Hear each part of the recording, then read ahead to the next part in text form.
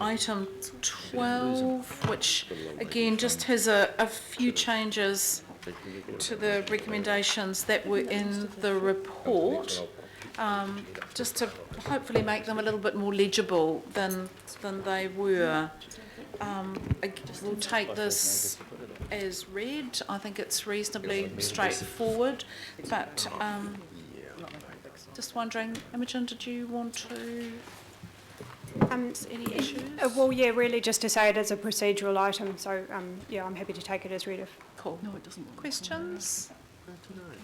Everybody clear? Oh, Member Wilcox. Kia ora, Brett and Imogen. I'm just trying to understand the tie-up between this, what we're doing here, and the program that was begun back in 2010 regarding consultation with tangata whenua, because I remember Nick coming around and talking to quite a few of them. How does this tie in with this, with that? So you're right, we do have an ongoing program of consultation and then drafting of a new plan. We would be wanting to do that anyway, but as a sideline to that, we, like all other regional councils at the moment, have to look at our existing plan because we do have an old one that was created prior to the National Policy Direction. Whether we were in the process of creating a new one or not, we have a statutory requirement to check whether our existing one is consistent with the new National Policy Direction. We clearly know that it's not, and therefore we would need to create a new one. But as it happens, we are anyway. And so we will be coming back to elected members later in the year with the actual content of that new plan that we've been consulting on and drafting. Just a supplementary to that. So through you, Madam Chair, what I'm asking is then, so that discussion that occurred way back in 2010, I think it was, when Nick first started going around, where does that discussion go, or does that become part of the new plan, or does that tie in with this? Kia ora, Glenn. That discussion was on the expectation that the existing plan would terminate at the end of the document's life in 2012. As when we started that conversation, was working towards the new plan, but about that time the Biosecurity Act was reviewed. And an amendment that came through in the Act in 2012 was the development of a national policy direction. So that conversation started at the consultation that you referred to started in our timing. Overlaid with that was the legislative changes that have resulted in the amended legislation that now requires all councils to determine whether the existing plan, irrespective of its date, meets the statutory tests of the revised Act. Now, even some of the most recent plans, including our neighbours to the south, they have to have a similar thing. So, although their plan is more recent, they still have to go through the same test. Thank you, Madam Chair. I would like to take this offline at a later stage to discuss this further. Thank you. That's good. Mayor Goff. Yeah, basic question, but an important one. What are the resource implications of achieving consistency? Have you got any estimation of that? It's work that we are currently progressing. I would guess guesstimate that that the overall project is around 200,000, but not in the same financial year. So there's been work over the last few years, as Glenn indicated, that we've been doing towards leading to it. So the consultation, sorry, the discussion document that went out about 18 months ago was around $20,000. The cost-benefit modelling is a serious piece of work, and that's around $100,000 as a rough figure. So there's no additional... sorry, just to make sure I'm getting the right figures, these are process costs. I'm talking about getting the pest control policy consistent with the national guidelines, the longer term costs of actually implementing the new national guidelines. But once the new document is being designed, all of those costs for each species will be taken account as we model it with elected members. There's no additional cost in determining that it's inconsistent. What we would design at the final stage would be consistent as a matter of process, not an additional cost. So whatever species we select, or the governing body agrees to include in the plan, would be fully costed and available for the members to make the decision. So we can essentially play with this option is going to cost us this. Do you want it or not? Or would you want to change the management regime? Yeah. So that's the workshop that we refer to, so you can model that. I guess I was just looking for a ballpark figure. Is this going to cost us millions or hundreds of thousands? Do you have any set? I mean, we have no choice. We've got to spend it, but it'd be nice to know what we're getting ourselves into. Yeah. I think a lot depends on the level of control we want to achieve. If we want to eradicate, I think it will be sort of roughly several million, in fact many million. If we want to reduce densities to a certain level, it could be several less million. So a ballpark figure, if you want to eradicate all pests, could be sort of quarter of a billion. Whoa. But that's a Rolls-Royce eradication of all pests over 10 to 20 years, because you can't eradicate things quickly. Okay, that's still, you know, if we use that figure, that's still 20 million a year. But that's not necessarily all costs attributable to a council. Yeah. Okay. So an indicative figure for eradication of possums over the entire region would be $35 million over 8 years to absolutely eradicate. Mm-hmm. But actually suppressing a number down to less than 5% across the region would be considerably less. Okay. So again, it's a modelling, balancing kind of discussion. Okay. Thank you. And again, that's what we'll get into once we start the work. So Councillor Fletcher, you'd like to move? I'm happy to second. Madam Chair, I had a question in moving, if I may. Sure. We are indebted to have our officers here. A question that I'd like to pose to Mr Butland. This is just such important work, and I can well understand the need for the work that is being proposed here. But how will this feed into the refresh of the Auckland plan?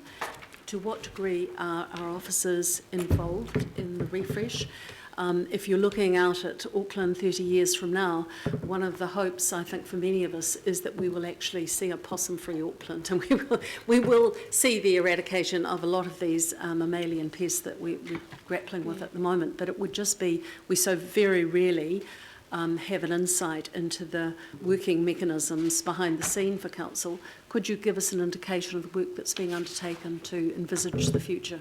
Councillor, I think we probably might be going beyond the remit of this item. I think it's a fantastic question, and I'm going to gently bat it across to Councillor Darby to suggest that when we've got a series of workshops coming up for the Auckland Plan Refresh, that this definitely be included as part of that discussion. Well, but Madam in the Chair, first instance, we just need to start this work around the understanding the consistency and or inconsistencies with the national policy direction. Madam Chair, I accept your guidance on that.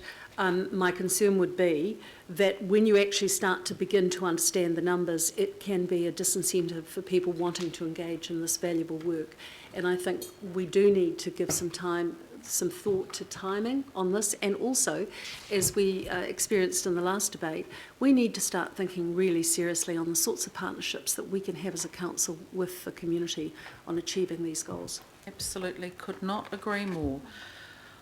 Okay, I'm going to put the recommendation. It's been moved and seconded. All those in favour, please say aye. Aye. Against? Carried. Thank you. The next item on the reclassification of the Warkworth Showgrounds, again, a fairly straightforward item. Councillor Philip Bayan is happy to move.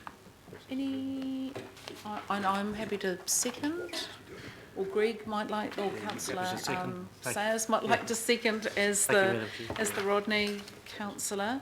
I think this is work done, well done, I'll put that. All those in favour, please say aye. Aye. Against? Carried. Thank you. Thank you to our team who've managed to get this done. It's a quick report that disguises a huge amount of work. Thank you. Item number 14 is our facility partnerships policy project, and I'm going to welcome the team to speak to this. Right, we're in your hands. Good morning, councillors and members of the Independent Māori Statutory Board. I'm going to give you, through you, Madam Chair, a very brief summary of the report in front of you today. So Auckland Council provides a wide range of facilities for our communities, including community centres, arts facilities, libraries, sports fields and swimming pools. And approximately 300 of these were built or still operate through what's known as facility partnerships. And that's where council partners with another organisation to enable the community to access a facility. Usually council provides a combination of funding, land and assistance to a community organisation, which then owns and or operates that facility. When done well, facility partnerships can enable communities to build and run their own community arts and sports facilities, meeting needs and aspirations that they have identified as a priority. It also enables them to design facilities and services that reflect their own populations and location, to use money and backing from council to leverage investment from other funders, and to expand Auckland's facility network without having to fully fund everything through their rates. For the council, facility partnerships can enable us to collaborate with others who share our aims and values, and that might be community groups, sector organisations, iwi, central government agencies, businesses, schools and others. It also enables us to use our strengths and empower our partners to play to theirs, to pool our collective resources and expertise to deliver great facilities that work for local people. And it enables us to better keep pace with growing demand while investing ratepayers' money where it can make the most difference. The Community Facilities Network Plan, which was adopted in 2015, stated that the Council expects to meet more facility needs through partnerships in future. However, it did flag that at present the Council lacks a coherent approach to selecting and supporting facility partnerships. The Network Plan recommended that some work was done to ensure that we were entering the right partnerships at the right time, in the right way, and to help us be a better partner for communities. In 2016, a cross-council team led by us in community policy set out to discover how effectively we are partnering at the moment and to understand what role policy might play in helping us to partner better in future. In the course of this work, we spoke with council staff, with partners, with elected members and with experts to try and understand the situation from all sides. We found that we are partnering from a strong base at the moment. We have a clear mandate for partnership approaches and a desire to partner well. Our assets and resources are highly valued by the community.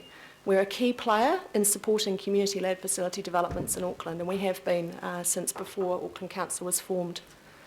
Now that we have a number of key strategies and plans in place, we're in a good position to start partnering more strategically. And we have highly skilled and passionate people working in this area who know a lot about designing, building and operating facilities, and also about nurturing community relationships. There are also existing improvement initiatives that are happening across council right now, which we can build on. However, there's also significant room for improvement. The team found a range of issues are currently preventing us from realising the full potential of facility partnerships. There's currently no shared understanding of what we actually mean by partnership and how we should make decisions about these arrangements. This causes confusion both inside and outside council. We found that many partnerships aren't getting what they need to succeed, and that's not only in terms of funding, but also in terms of advice and support they might get from council. We found that council and its partners often aren't playing to each other's strengths in these arrangements, and that council needs to partner on the inside if we're going to partner well on the outside. There are a very large number of council teams and departments at the moment who tend to have some involvement with these sorts of relationships, with these facilities, and we aren't always well coordinated. We also don't always count the true costs of partnership when we're considering whether to enter these arrangements or see the real value that they actually are delivering for Auckland. We also can't measure success without actually defining clear outcomes for partnerships. So the report in front of you summarises what we discovered during phase 1 about the problems and opportunities of partnering to deliver facilities. It also summarises the feedback that we received from council staff, from partner representatives and from elected members when we presented our draft findings at walkthroughs in December. And the materials that we shared at the walkthroughs have been provided as attachments to this report. The report also outlines our proposed approach to policy development, which is phase 2, the next phase of work, and that those proposals have received strong support to date. This approach includes doing some work around partnership models, around developing consistent approaches to decision making and giving better advice to decision makers, around improving our relationships with partners and our management practices, and developing better ways to measure the value that is delivered through partnerships. So we're seeking endorsement from the committee today to commence work on phase 2, and we're also asking to circulate this report to all local boards so that we can begin our formal engagement with them. Facility partnerships are an area of great interest to local boards, and the research that we've done with members so far confirms that they see this policy area as a real priority. We're keen to work closely with them over this next phase of the project. So that's probably enough of an introduction from me, but I'd be very happy to answer any of your questions.